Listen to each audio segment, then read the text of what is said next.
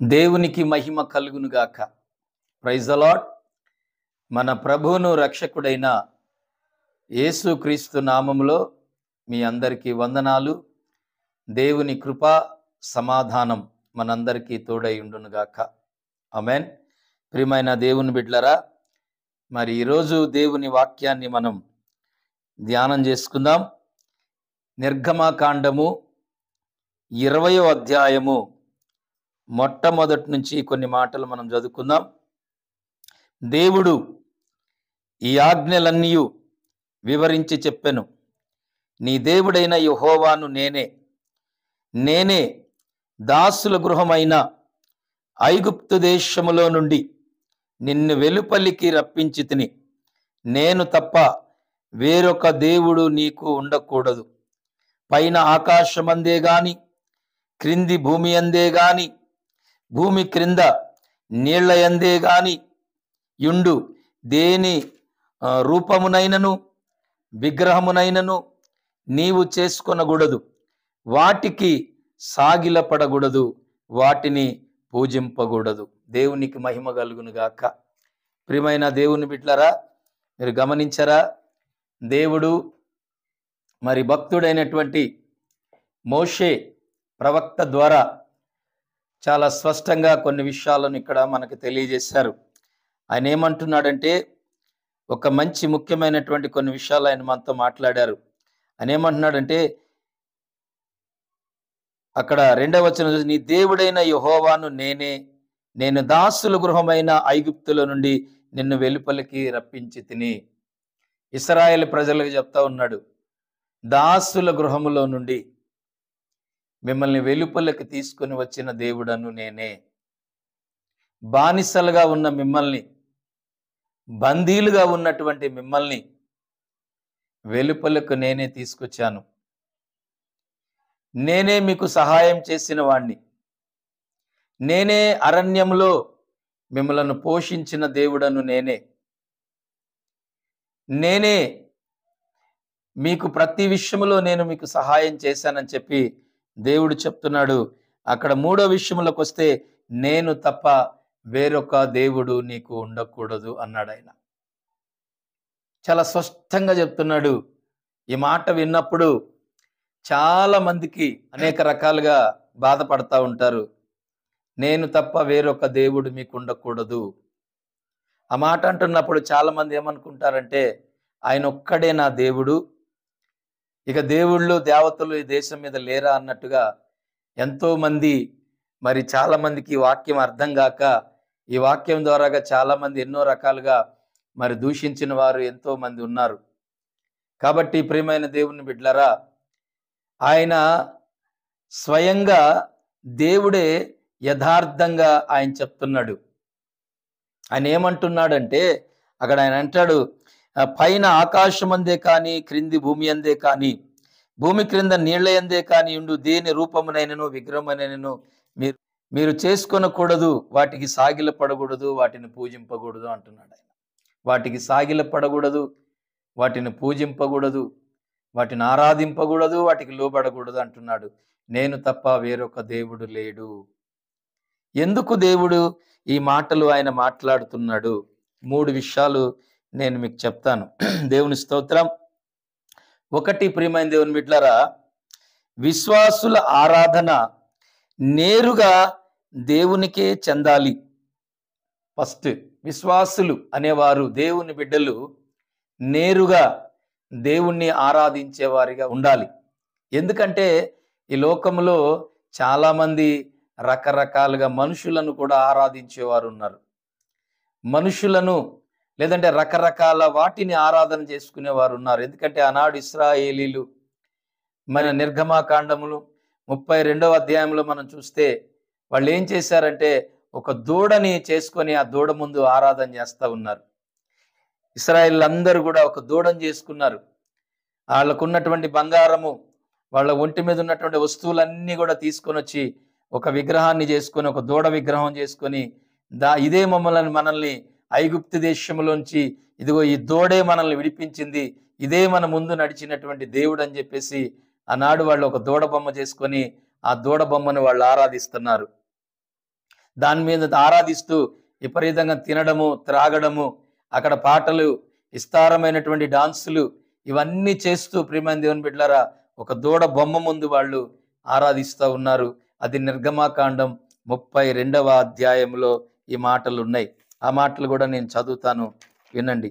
నిర్గమాకాండము మరి 32వ అధ్యాయం 4వ వచనంలో, అతడు వారి యొద్ద వాటిని తీసుకొని పోగరుతో రూపమును ఏర్పరచి దానిని పోత పోసి దూడ చేసెను. అప్పుడు వారు, ఓ ఇశ్రాయేలు, ఐగుప్తులో నుండి నిన్ను రప్పించిన నీ దేవుడు ఇదే అనిరి. దేవునికి స్తోత్రం. ఒక దూడంట ఐగుప్తు దేశంలో నుండి ఇశ్రాయేలీలను నడిపించిందంట. దేవుని స్తోత్రం. గమనించారా? అంటే వాళ్ళు ఎంత ఎర్రివాళ్ళో ఎంత పిచ్చోళ్ళో మనకి అర్థమవుతుంది. ఒక దూడ ఐగుప్తు దేశంలో ఉన్నటువంటి బానిసలుగా ఉన్నవారిని, బందీలుగా ఉన్నవారిని ఒక దూడ విడిపించిందండి. వాళ్ళంతా కూడా ఏంటంటే ఒక విగ్రహాన్ని చేసుకొని ఆ దూడ విగ్రహం ముందు వాళ్ళు అక్కడ ఏం చేస్తున్నారంటే, అక్కడ 6వ వచనంలో, మరునాడు వారు ఉదయమున లేచి దహన బలులు సమాధాన బలులు అర్పించి అప్పుడు జనులు తినుటకును త్రాగుటకును కూర్చుండి ఆడుటకు లేచిరి. తినటము, తాగడము, ఆడటము అక్కడ ఉంది. అక్కడ ఏం కనపడుతున్నాయి? 3 ఉన్నాయి. ఒకటేమో తిండిపోతూ, రెండేదేమో తాగబోతూ, మూడోదేమో ఆటలు పాటలు గంతులు చిందులేయటం. ఈ విధంగా భయంకరమైనటువంటిది ఆ దూడ ముందు వాళ్ళు చేస్తూ ఉన్నారు. ఎంత అజ్ఞానమైనటువంటి స్థితిలో ఆ ప్రజలు ఉన్నారు ఒక్కసారి మీరు ఆలోచన చేయండి దేవుని బిడ్డలారా. ఈ కాలంలో ఈ పరిస్థితుల మధ్యలో కూడా మనం ఇలాంటివి ఆయా ప్రాంతాల్లో జరగడం మనం చూస్తూ ఉన్నాం. అందుకనే దేవుడు వాళ్ళకి చెప్తున్నాడు, నేను తప్ప వేరొక దేవుడు మీకు ఉండకూడదు అని ఆయన ఖచ్చితంగా చెప్తున్నాడు. ఎందుకంటే వాళ్ళ బుద్ధులు కరెక్ట్గా లేవు, వాళ్ళు కరెక్ట్గా లేరు కనుకనే వాళ్ళ బుద్ధులు వాళ్ళ ఆలోచనలు కరెక్ట్ లేవు. వాళ్ళు ఇష్టం వచ్చినట్లుగా వాళ్ళు ఎటుబడితే అటు వాళ్ళు ప్రవర్తిస్తున్నారు. కాబట్టి దేవుడు అందుకనే వారికి స్పష్టంగా చెప్తున్నాడు, నేనే దేవుడను అని. లేకపోతే ఆ అవసరము నిజంగా ఆయనకు వచ్చేది కాదేమో, కానీ వీళ్ళు చేసేటువంటి ప్రవర్తన బట్టి, వీళ్ళకున్నటువంటి మతిమరుపును బట్టి, వీళ్ళకున్నటువంటి ఆ యొక్క క్రియలను బట్టి ఆయనకు స్పష్టంగా వాళ్ళకి తెలియజేసుకుంటున్నాడు. విశ్వాసులైన వారు నేరుగా దేవుణ్ణి ఆరాధించాలి. వాళ్ళ ఆరాధన దేవునికే చెందాలి, మొదటిది. రెండవది ఏమంటే, విశ్వాసులు పూర్తిగా దేవునికే తమ మనస్సునంట అర్పించుకోవాలి.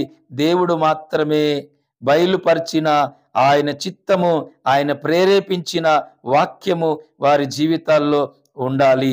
వారి జీవితాల్లో ఏముండాలంటే, దేవుడు ప్రేరేపించిన వాక్యమే వారి జీవితాల్లో నెరవేర్చాలి.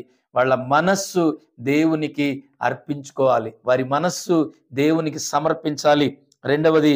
మూడవది ఏముందంటే, విశ్వాసులు తమ పూర్ణ హృదయముతో, పూర్ణాత్మతో, పూర్ణ శక్తితో దేవుణ్ణి వెదకుతూ ఆయన్నే ప్రేమిస్తూ వారి జీవితాలకు ఇదే ఏది మేలో దానిని ఆయనే అనుగ్రహిస్తాడని ఆయన మీద ఆధారపడటమే వారి ఉద్దేశముగా ఉండాలి. దేవుని స్తోత్రం.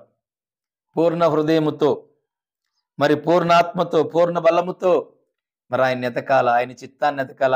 ఆయన ఒక్కడే మేలైనది మన జీవితాలకు ఏం చేస్తాడని విశ్వాసులు గ్రహించాలా. మరి ఆ రోజు దేవుడు వాళ్ళకి ఎంతో మేలు చేశాడు, కానీ వాళ్ళు ఏం చేశారు చూడండి, ఓ దూడని చేసుకున్నారు. అదొక పెద్ద గుంపు. ఇశ్రాయేలీయులు అంటే ఓ పెద్ద గుంపు. మోషే నాయకుడు అక్కడ లేడు. ఆ పైన ఆ 32వ అధ్యాయంలో ఆ పై వచనంలో చూస్తే వాళ్ళు ఏమంటారంటే, మోషే కొండ దిగకుండా తడుపు చేయుట ప్రజలు చూచినప్పుడు ఆ ప్రజలు అహరోను నొద్దకు కూడి వచ్చి, లెమ్ము, మా ముందర నడుచుటకు ఒక దేవతను మా కొరకు చేయుము. ఐగుప్తులో నుండి మమ్మను రప్పించిన ఆ మోషే అనువాడు ఏమాయనో మాకు తెలియదని అతనితో చెప్పిరి. దేవుని స్తోత్రం. చూశారండి ఎంత భయంకరంగా వాళ్ళు మాట్లాడుతున్నారు.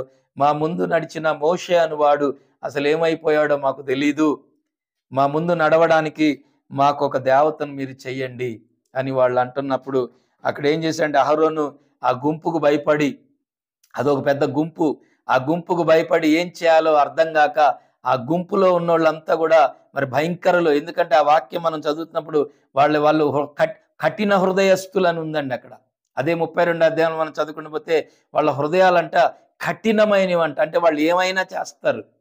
వాళ్ళు ఏమైనా చేసేటువంటి స్వభావము కలిగినటువంటి కఠినమైనటువంటి హృదయము కలిగిన వారు గనుక వాళ్ళకి భయపడి అహరోన్ ఏం చేశాడంటే, ప్రియమైన దేవుని బిడ్డలారా, వాళ్ళ దగ్గర ఉన్నటువంటి బంగారము, వాళ్ళ దగ్గర చెవులకి మెడల్లో ఉన్న బంగారం అంతా తీసుకొని అది అగ్నిలో వేసి దాన్ని కరిగించి దాన్ని ఒక దూడను చేసి వాళ్ళ ముందు పెట్టి, ఇదిగో ఐగుప్తు దేశం నుండి మిమ్మల్ని నడిపించింది ఇదిగో ఈ దూడే, ఇదే దేవుడు అని చెప్పినప్పుడు వాళ్ళు దాని ముందు నాట్యం చేస్తున్నారు, తాగుతున్నారు, తింటున్నారు, గంతులేస్తున్నారు.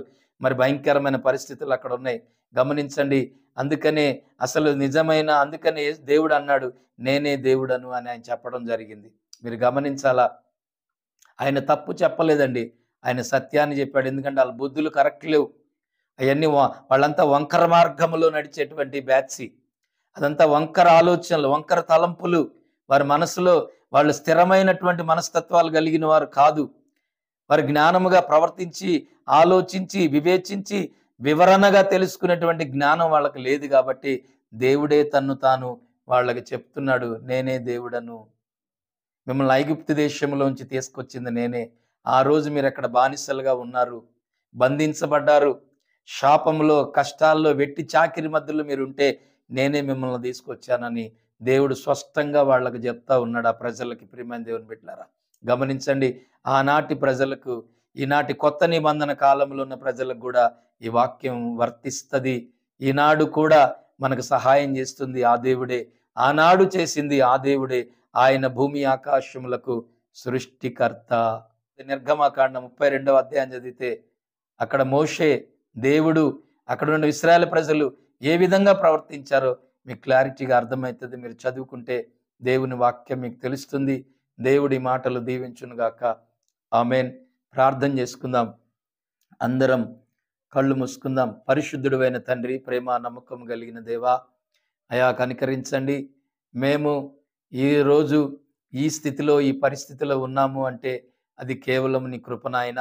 మాలో అహంకారము, గర్వము, కామము, క్రోధము, అసూయ, ద్వేషము, కల్మషము, మదము, మత్సరత, లోకాశ, నేత్రాశ, శరీరాశ, జీవపుడంబములు, యహలోక సంబంధమైన ఆటలు, పాటలు, అల్లరితో కూడిన సమస్త బలహీనతల నుంచి విడిపించండి ప్రభువా.